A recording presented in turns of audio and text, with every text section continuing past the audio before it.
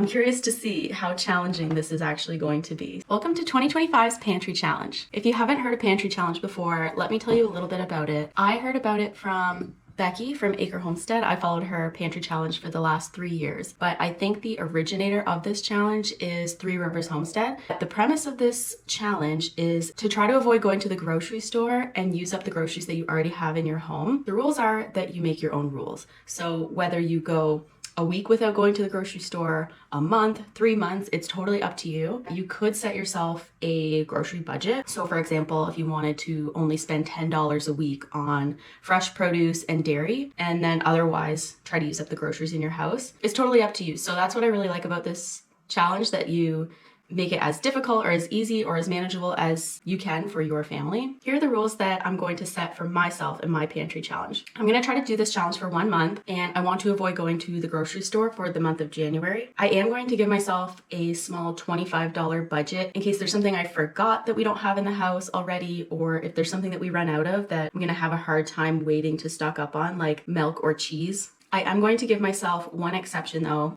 I just purchased a freeze dryer. I've had it for 4 days and I've already run 3 batches of treats through it. This is an exception that I'm going to give myself, is if I want to go to the grocery store and purchase something that I want to freeze dry, I'm going to allow myself to do that. It was a big investment. So if I'm excited to run yogurt through the freeze dryer, or maybe there's a certain kind of fruit that I don't have in the house, I'm going to go to the store and buy it because I just got it.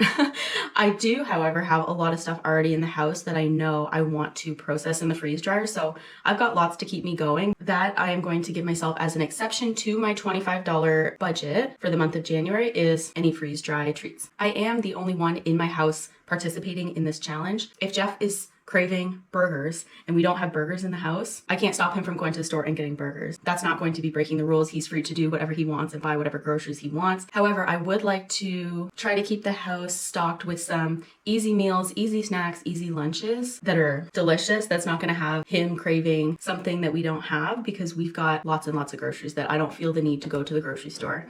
So I'm the only one participating in this challenge in this house. I am not the type of person to go out and order breakfast or lunch through the drive-thru very often. And we really don't go out to eat all that much for dinner unless we're feeling tired and want to order pizza or Chinese food or something, which we probably do at least monthly. With this challenge, if I want pizza, I'm going to have to make pizza. I don't have any plans to go out to eat in the month of January. An exception that I want to allow myself is if a social event or activity pops up in the month of January. I don't want to consider that breaking any rules by missing out on being able to spend quality time with my friends. For example, my girlfriends and I like to go for a run on a Sunday morning, and then we'll pop over to a coffee shop and grab a coffee or a sandwich. I'm not going to consider that breaking any rules. Put together this little calendar. This is not something that I typically do, but I'm excited to give it a try. I wanted to highlight a couple of these other exceptions that might, I don't want to say be an issue, maybe be an exception to Pantry Challenge. So New Year's Day, I think we have plans to go over to my family's house for the afternoon to play games, and I suspect we will be ordering food for dinner. I am going to maybe suggest that we cook, and I will offer to cook dinner. If we end up ordering food, my family is not participating in this challenge. I'm not going to watch them all eat Chinese food while I sit and eat spaghetti.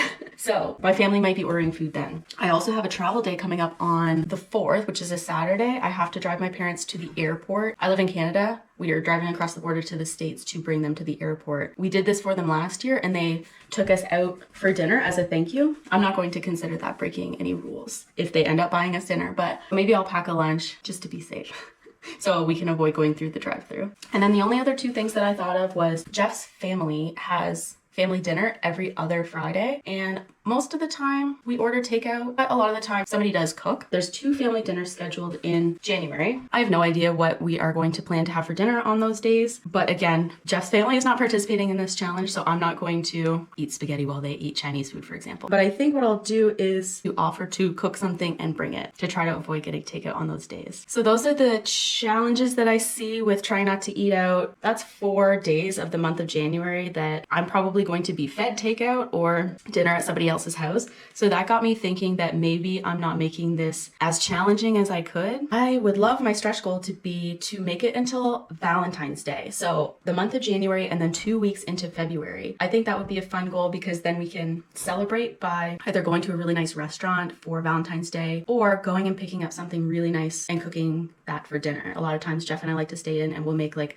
a really nice steak. I'll pick up salmon. Make that my stretch goal, especially because that's already 4 days worth of food and I know I've got a lot of meals prepped and ready to go in my freezer. So I'm curious to see how challenging this is actually going to be. So maybe we'll try to go until February. So those are the rules that I set for myself. Those are the exceptions. I think what I'm going to do for my next video, I'll do a little pantry tour, fridge and freezer tour to show you what we're working with. I wonder if I'm going to end up liking this calendar. I might do some meal planning, and over here I think as I go through my pantry and my freezer, I'll start making a list of meal ideas. For example, I already know that I have a lasagna, shepherd's pie prepped, and chicken pot pie filling, as well as pie crust. So that meal's not ready to like pop in the oven like those other two, but if I roll out pie crust and fill it with that pie filling, I've got a pretty easy meal. So that's already 3 meals that are ready to go. So that's a reason that I think I want to stretch this to February. So let me just put...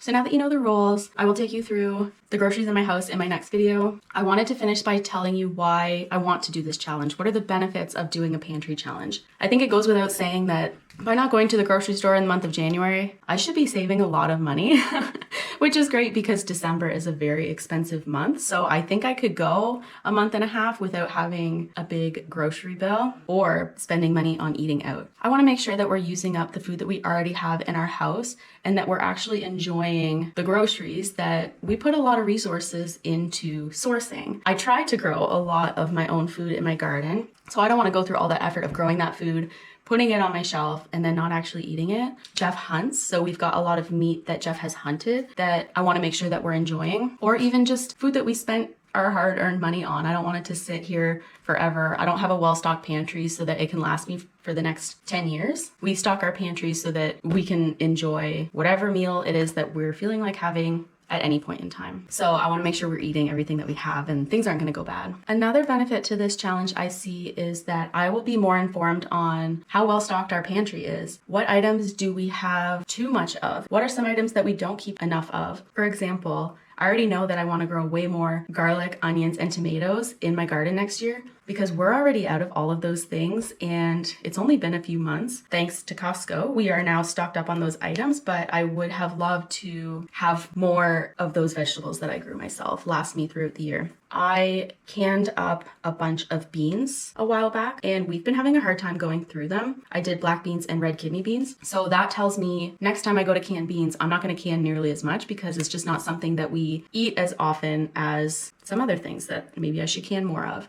So those types of things, by going through my pantry, seeing what we have sitting around, will help me be better informed next time. Another benefit I see is that I will learn how we prefer to preserve items. For example, we had a bunch of carrots left over that were going to go bad, so I canned them all. Well, I've since learned that I don't think we really like canned carrots as much as we do frozen carrots. So we have, I think, 1 or 2 more jars of carrots, and we've been enjoying them, but I think I would have preferred if I had frozen them. Or now I have a freeze dryer, so maybe we'll prefer freeze-dried carrots. We will use up those canned carrots in this challenge, but now I know for next time to freeze them. Another good example is deer meat. Every time we've gotten a deer, I say we, I've never gotten a deer.